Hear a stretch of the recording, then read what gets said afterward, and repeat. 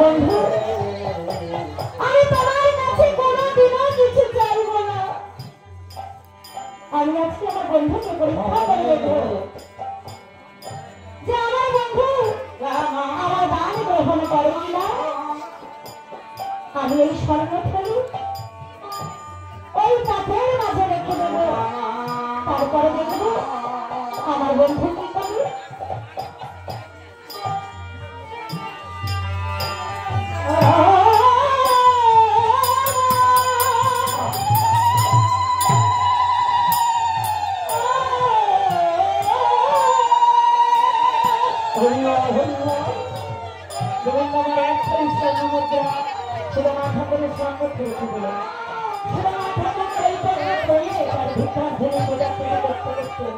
দেখতে পায় সঙ্গতে এক ছবি ছাড়ানো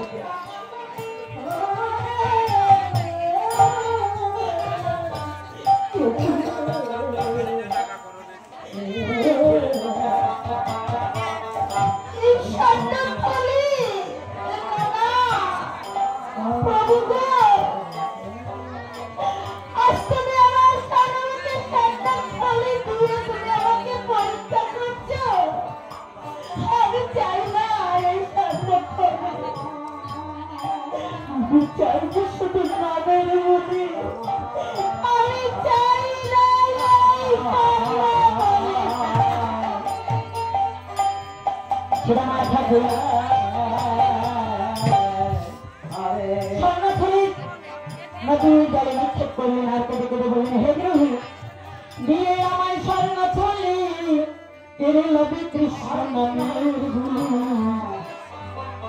আমি এই সঙ্গে তো ভুলবো না, হে গ্রহী ওই সঙ্গে আমি আর ভুলবো না। তাই শিবনাথ ঠাকুর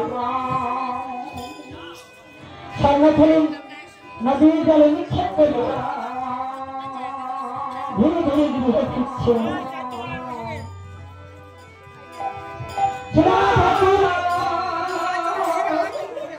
ধীরে ধীরে গৃহে ফিরছে, চলতে পারছে না, একটু বট বৃক্ষ তলে বসে বসে কাঁদছে।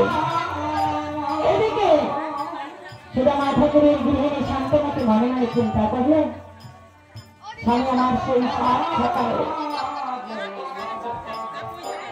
স্বামী আমার সাত সকালে ভিক্ষায় বেরিয়েছে, এখন ফিরে এলো না। তাই সুদামা ঠাকুরের গৃহিণী ধীরে ধীরে একটা দুটা করে করে অগ্রসর হয়ে দেখতে পায় সুদামা ঠাকুর একটি বট বৃক্ষের তলে বসে বসে কাঁদছে। সুদামা ঠাকুরের গৃহে ছুটে গিয়ে সুদামা ঠাকুরকে জড়িয়ে ধরে বলছে, স্বামী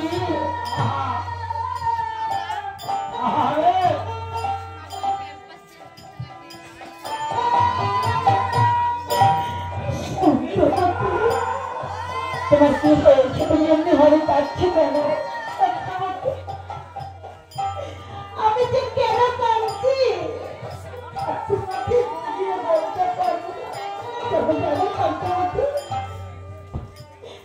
আজ ভিক্ষায় গিয়েছিলাম, সেই দুয়ারে যা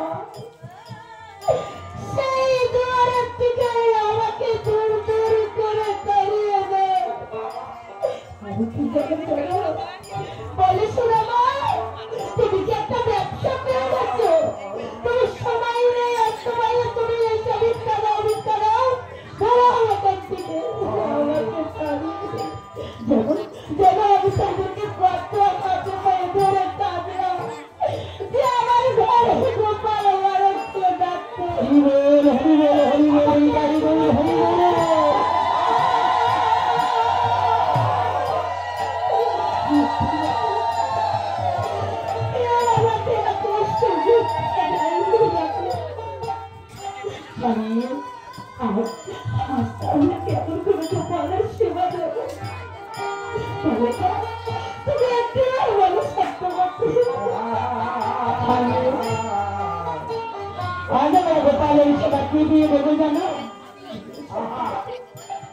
আমাদের কিছু নেই তো কি হয়েছে,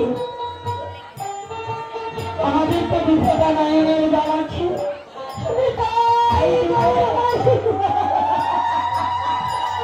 আর তুলসী পত্র দিয়ে বলবে, হে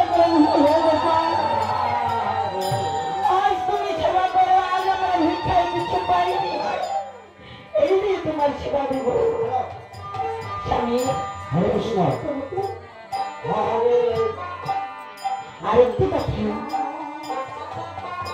আমি শুনেছি সেই দ্বারকার রাজা কৃষ্ণচন্দ্রনাথ তোমার বাল্যকালের বন্ধু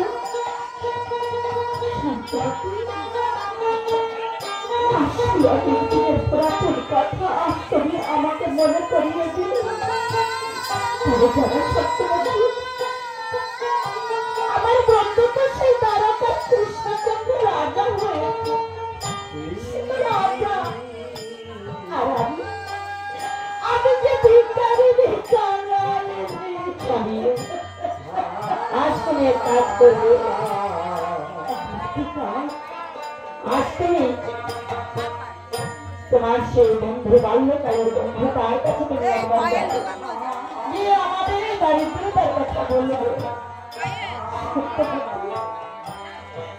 আমার তো যেতে ইচ্ছে করে যেন কত দেরি হলো আমার বন্ধু কৃষ্ণকে দেখতে বলে না এমন কি আছে যে তাই নিয়ে আমার বন্ধু